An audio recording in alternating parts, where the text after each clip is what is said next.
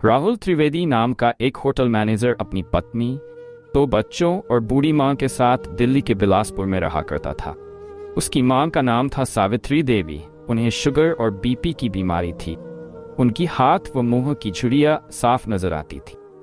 सावित्री को अपने बेटे से बहुत स्नेह था। बचपन से ही वह अपने बेटे को पलकों पे बिठाकर रखा करती थी और उसकी सारी फरमाइशों को पूरा करती थी। वो कहते हैं ना कि बच्चे कब बड़े हो जाते हैं, माँ बाप को पता ही नहीं चलता है। राहुल का होटल मैनेजर के तौर पर जॉब हो गया था और उसे अच्छी तनख्वाह भी मिलने लगी थी।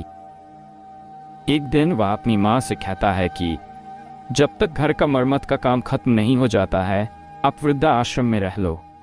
ममता से भरी माँ बेटे की बातों को सुनकर वृद्धा आश्रम जाने को तैयार हो जाती है। उस बड़े घर में कई बुजुर्ग स्त्री और पुरुष भी थे।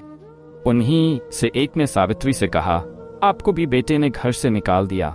सावित्री ने चिढ़कर एवं बड़े अभिमान से कहा, नहीं नहीं, मेरा बेटा ऐसा नहीं है। वह तो श्रवण कुमार है। वो तो उसके घर में मरम्मत का काम होने वाला है, इसलिए 1 सप्ताह के लिए मैं यहाँ रहने आई हूँ। रहने दीजिए सावित्री जी, ये सब बहाने हैं, बुजुर्ग ने कहा। सावित्री का समय उन नए दोस्तों के साथ कटने लगा, पर उसका ध्यान घर पर ही लगा रहता। 7 दिन बीत चुके थे, पर सावित्री का बेटा नहीं आया और न ही उसका कोई फोन आया। तब सावित्री ने ही बेटे को फोन लगाया और पूछा, कब आ रहे हो लेने? बेटे ने काम का बहाना करके फोन काट दिया। कुछ और दिन बीत गए, पर वह नहीं आया। अब तो वह फोन भी नहीं उठाता। सावित्री के 7 दिन 7 महीने में बदल गए, पर वह नहीं आया। आखिरी सांस तक ये इंतजार ही रह गया।